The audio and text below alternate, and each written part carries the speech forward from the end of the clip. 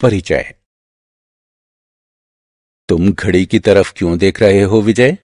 चाचा जी, मैं घड़ी की सुइयों के द्वारा बने कोण को ज्ञात करने की कोशिश कर रहा हूं।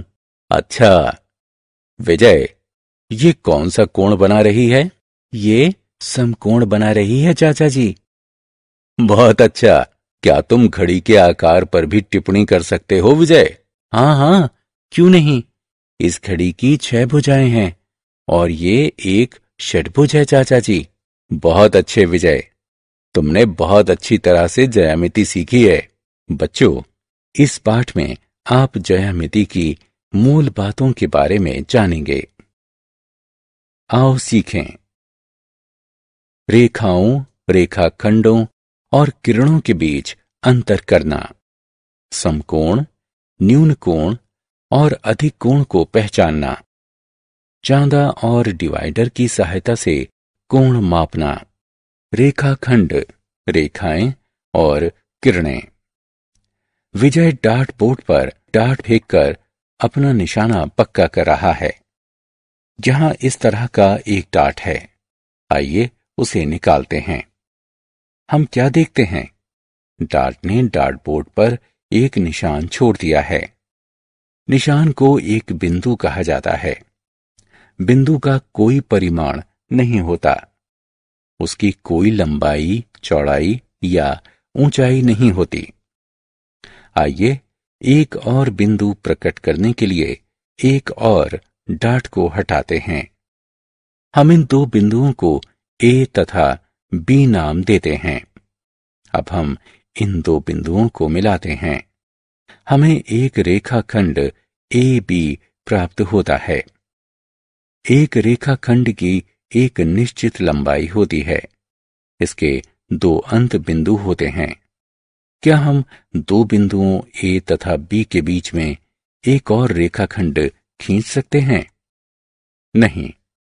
किन्हीं भी दो दिए गए बिंदुओं के बीच केवल एक ही रेखाखंड खींचा जा सकता है। रबर की इस पतली पट्टी को देखो। आइए हम इसे दीवार में कील से लटकाते हैं और इसे बिंदु सी नाम देते हैं। रबर का दूसरा छोर स्वतंत्र है। आइए इसे खींचते हैं। पहले थोड़ा सा, फिर थोड़ा और फिर थोड़ा और। हमें एक किरण प्राप्त होती है। एक किरण का केवल एक अंत बिंदु होता है। इसे विपरीत दिशा में असीम दूरी तक बढ़ाया जा सकता है। आइए अब कील को निकालते हैं और दूसरी दिशा में रबर को खींचते हैं। अब हमारे पास एक रेखा है। एक रेखा का कोई अंत बिंदु नहीं होता है। इसे असीम दूरी तक किसी भी दिशा में बढ़ाया जा सकता है। बहुभुज। हम हर सिरे पर रेखाखंडों से घेराव करके अलग अलग आकार बना सकते हैं।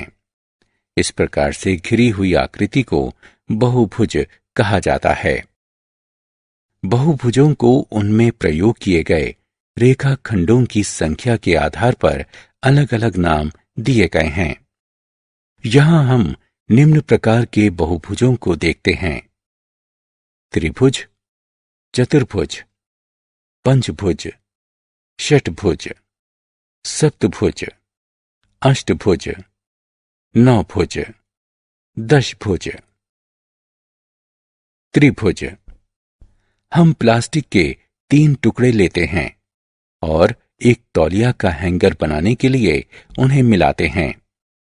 हमने एक त्रिकोण बनाया है। एक त्रिकोण 3 रेखाखंडों से बना एक बहुभुज होता है। ये सबसे छोटा संभव बहुभुज होता है। आयत। हम एक फोटो फ्रेम बनाने के लिए नक्काशीदार लकड़ी के 4 टुकड़ों का प्रयोग करते हैं। हमने एक आयताकार फोटो फ्रेम बनाया है। एक आयत एक 4 भुजाओं वाला बहुभुज होता है। ये 4 रेखाखंडों से मिलकर बनता है। पंचभुज। अमेरिकी सेना के मुख्यालय की इस तस्वीर को देखो। इसे पंचभुज कहते हैं, क्योंकि इसमें 5 भुजाएं हैं। 5 भुजाओं वाला बहुभुज पंचभुज कहलाता है। षटभुज, यहां एक घड़ी है। आइए इस पर घेरा लगाते हैं। हमारे पास घड़ी के लिए 6 रेखाखंडों का एक घेराव है। एक षटभुज 6 रेखाखंडों से बना एक बहुभुज होता है। सप्तभुज, आइए हम 7 तिनकों का प्रयोग करके एक वॉल हैंगिंग बनाते हैं। 7 रेखाखंडों वाली इंद्रधनुष वॉल हैंगिंग तैयार है। 7 भुजाओं वाले बहुभुज को सप्तभुज कहा जाता है। अष्टभुज, ये जर्मनी में एक गिरजाघर की छत की तस्वीर है। इसमें 8 भुजाएं हैं। एक अष्टभुज एक 8 भुजाओं वाला बहुभुज होता है।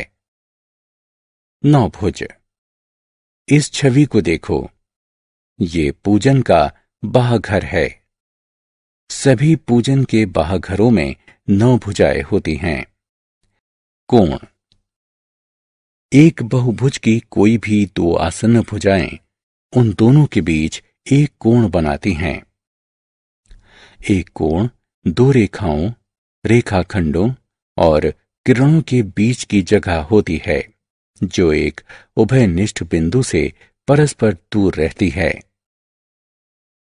एक कोण की माप को अंश यानी डिग्री में दर्शाया जाता है।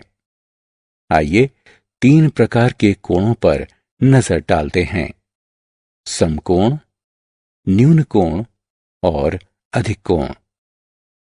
आइए एक एक कर इन कोणों के बारे में विस्तार से जानें। समकोण, जरा इस दृश्य को देखिए। इस दृश्य में एक सीढ़ी एक दीवार के साथ खड़ी हुई है। आइए इससे बनते 3 कोणों पर नजर डालते हैं। सबसे पहले जमीन से दीवार द्वारा बनाया गया कोण। दूसरा, दीवार से सीढ़ी के द्वारा बनाया गया कोण। तीसरा, जमीन से सीढ़ी के द्वारा बनाया गया कोण। आइए जमीन से दीवार द्वारा बनाए गए कोण से शुरू करते हैं। जमीन आधार के रूप में और दीवार ऊर्ध्वाधर रेखा के रूप में कार्य करती हैं। यहां आप देखेंगे कि कोण एल के आकार का बन रहा है। ये एक समकोण है और इसकी माप 90 डिग्री होती है। न्यून कोण, अब दीवार से सीढ़ी के द्वारा बनाए गए कोण पर विचार करते हैं। हम दीवार को आधार के रूप में लेते हैं। सीढ़ी सीधी नहीं है, ये अंदर की ओर झुकी हुई है। इस तरह का कोण न्यून कोण कहलाता है और इसकी माप 90 डिग्री से कम होती है। अधिक कोण, आइए अब जमीन से सीढ़ी के द्वारा बनाए गए कोण को देखते हैं। हम जमीन को आधार के रूप में लेते हैं। सीढ़ी सीधी नहीं है, ये बाहर की ओर झुकी हुई है। इस तरह का कोण अधिक कोण कहलाता है और इसकी माप 90 डिग्री से अधिक होती है। कोणों की माप, हम सभी जानते हैं कि एक कोण को डिग्री में मापा जाता है। आइए अब 2 विभिन्न उपकरणों की सहायता से कोणों को मापते हैं। ये उपकरण हैं डिवाइडर और चांदा यानी प्रोटेक्टर। आइए इसे विस्तार पूर्वक देखते हैं। इस वस्तु को देखिए, इसे डिवाइडर कहा जाता है। हम कोणों को मापने के लिए इसका इस्तेमाल कर सकते हैं। आइए देखते हैं कैसे। सबसे पहले तो हम अंग्रेजी वर्णमाला का अक्षर एल लिखते हैं। डिवाइडर को एल पर रखते हैं और एल से मिलाने के लिए इसे व्यवस्थित करते हैं। डिवाइडर को ऊपर उठाते हैं। इससे बना कोण समकोण है। अब अंग्रेजी वर्णमाला का अक्षर वी लिखते हैं। डिवाइडर को वी पर इस तरह से रखते हैं कि इसकी एक भुजा और उभयनिष्ठ बिंदु वी की एक भुजा और उभयनिष्ठ बिंदु से मेल खाते हों। आप क्या देखते हैं? डिवाइडर की दूसरी भुजा वी की दूसरी भुजा के बाईं ओर स्थित है। इसका तात्पर्य है कि वी एक न्यून कोण बनाता है जो समकोण से छोटा होता है। अंग्रेजी वर्णमाला के अक्षर के पर विचार करते हैं। चलिए इस तरह दिखाने के लिए इसे संशोधित करते हैं।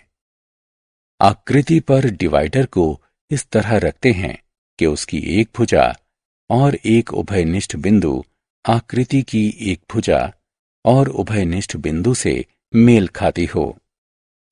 आप क्या देखते हैं? डिवाइडर की दूसरी भुजा आकृति की दूसरी भुजा के दाईं ओर स्थित है। इसका तात्पर्य है कि ये आकृति समकोण से बड़ा कोण बना रही है जो कि अधिक कोण कहलाता है। अतः हम डिवाइडर की सहायता से समकोण, न्यून कोण और अधिक कोण को माप सकते हैं। डिवाइडर को जितना अधिक खोलते हैं वो उतना ही बड़ा कोण बनाता है। चांदा। चांदा एक अर्धवृत्ताकार ज्यामितीय उपकरण है। इसमें 0 से लेकर 180 डिग्री तक के निशान होते हैं। आइए एक चांदे की सहायता से एक घड़ी की सुइयों के द्वारा बने हुए कोणों की माप लेते हैं। ये घड़ी 3 बजे का समय दिखा रही है। घड़ी की लंबी सुई 12 पर है और छोटी सुई 3 पर है। चांदे को घड़ी की छोटी सुई पर रखें। चांदे के तल की क्षैतिज रेखा इससे मेल खानी चाहिए। चांदे का मध्य बिंदु उभयनिष्ठ बिंदु पर होना चाहिए जहां घड़ी की बड़ी और छोटी सुइयां मिलती हैं। चांदी के भीतरी निशान को पढ़िए जिस पर बड़ी सुई टिकी हुई है। ये 90 डिग्री है। अतः 3 बजे का समय एक समकोण बनाता है। ये घड़ी 6:20 दिखा रही है। घड़ी की लंबी सुई 4 पर है और छोटी सुई 6 पर है। चांदे को घड़ी की छोटी सुई पर रखिए। चांदी के भीतरी निशान को पढ़िए जिस पर बड़ी सुई टिकी हुई है। ये 60 डिग्री है। अतः 6:20 का समय एक न्यून कोण बनाता है। अब इस घड़ी को देखिए। ये घड़ी 9:10 दिखा रही है। घड़ी की लंबी सुई 2 पर है और छोटी सुई 9 पर है। चांदी को घड़ी की छोटी सुई पर रखिए। चांदी के भीतरी निशान को पढ़िए जिस पर बड़ी सुई टिकी हुई है। ये 150 डिग्री है। अतः 9:10 का समय एक अधिक कोण बनाता है। एक घड़ी की सुइयों से बने कोणों को एक चांदी की सहायता के बिना भी निकाला जा सकता है। घड़ी में किन्हीं 2 संख्याओं के बीच की जगह 30 डिग्री दर्शाती है। इस तर्क के आधार पर 3 बजे का समय 30 डिग्री गुणा 3 यानी 90 डिग्री होगा। 6:20 का समय 30 डिग्री गुणा 2 यानी 60 डिग्री होगा। 9:10 का समय 30 डिग्री गुणा 5 यानी 150 डिग्री होगा। हमने क्या चर्चा की? एक बिंदु का कोई परिमाण नहीं होता। एक रेखाखंड के 2 अंत बिंदु होते हैं। एक रेखा में कोई अंत बिंदु नहीं होते। एक किरण में एक अंत बिंदु होता है। समकोण की माप 90 डिग्री के बराबर होती है। न्यून कोण की माप 90 डिग्री से कम होती है। अधिक कोण की माप 90 डिग्री से अधिक होती है। कोणों को चांदे और डिवाइडर की सहायता से मापा जाता है।